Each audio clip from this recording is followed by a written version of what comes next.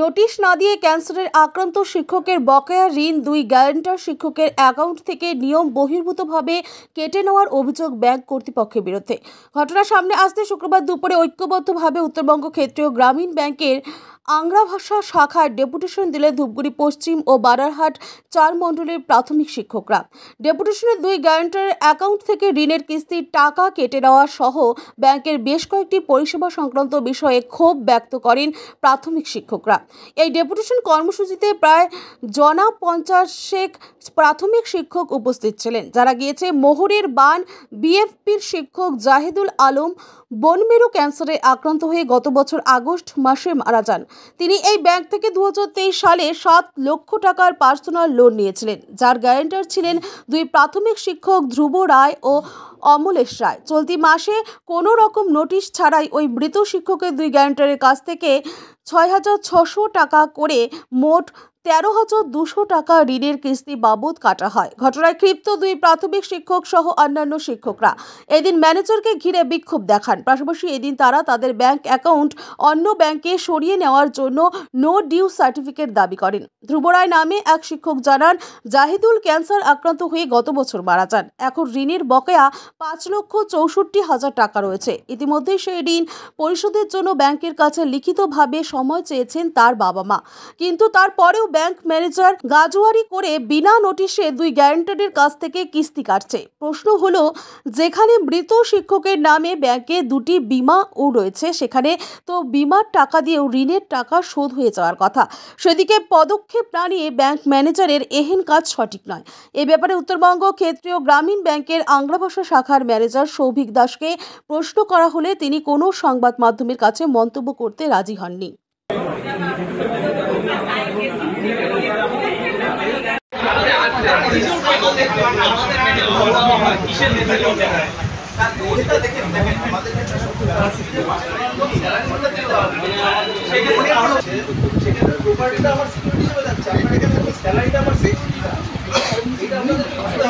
তারা কি কোনো নোটিশ দিয়েছিল? আমাদের যখন টাকা কাটা হলো কোনো রকম নোটিশ দেয়নি। আমরা আসলে একজন আমাদের শিক্ষক আছেন জাহিদুল আলম, মোহরের বান বিএফপি স্কুলের, তো সেই শিক্ষক মহাশয় ক্যান্সার আক্রান্ত হয়ে মারা যায়। একজন ক্যান্সার পেশেন্ট, তার চিকিৎসার ক্ষেত্রে যত খরচ হয়, তার পরিবারের এই মুহূর্তে তো টাকা দেওয়া অসম্ভব ব্যাংকে। তো তার যে লোন আছে 7 লাখ, সেখান থেকে আউটস্ট্যান্ডিং 5,64,000। কিন্তু ব্যাংক আমাদের গ্যারান্টার হওয়ার সুবাদে কোনো রকম নোটিশ না দিয়ে, আমাদের কোনো রকম আইনি পদ্ধতি ফলো না করে, এমনকি তার পরিবারকে ডেকে কখনো না বসে আমাদের টাকা আমাদের অন্ধকারে রেখে কেটেছে।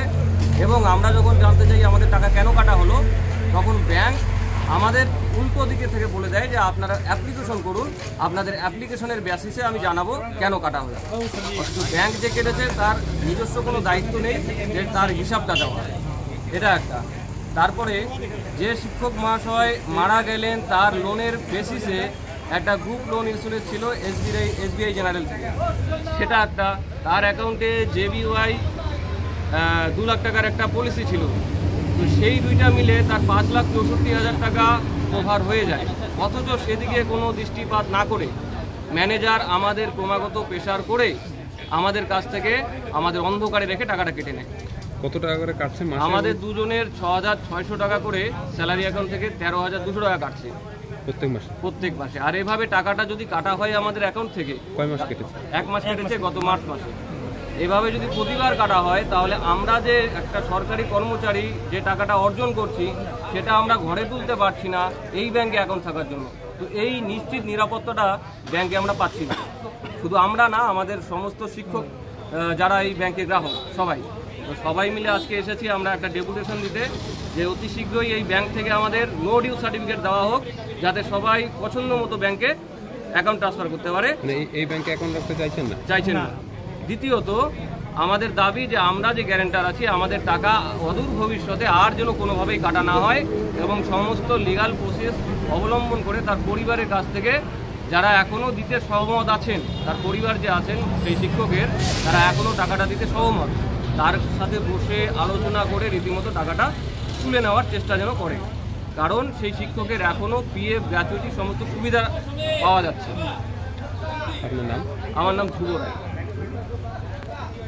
যে ডেপুটেশন ছিল সেটা মেন ছিল যে একজন শিক্ষক যিনি পিসিএল লোন নিয়েছিলেন, ওনার মারা যাওয়ার পরে ওনার গ্যারেন্টারির অ্যাকাউন্ট থেকে মার্চ মাস থেকে ওনার অ্যাকাউন্ট থেকে লোনের ইএমআই এর অর্ধেক করে দুইজন থেকে কাটা স্টার্ট হয়েছে। সেই দুজনের নাম কি?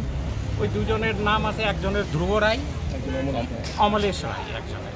তো এই দুজনের কাটা স্টার্ট হয়ে গেছে। আমরা এটাই ডেপুটেশন দিলাম যে ওইটা বন্ধ করা হোক, কারণ যে লিগ্যাল হায়ার আছে তাদের থেকে ওইটা রিকভারি করা হোক।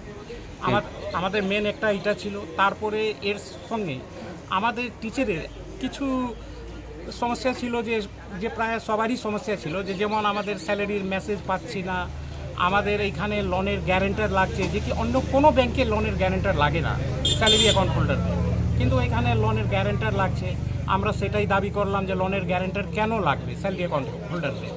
তাছাড়া আমাদের ছিল যে ব্যাংক পাসবই যে আপডেট আছে সে ইমিডিয়েট করতে হবে।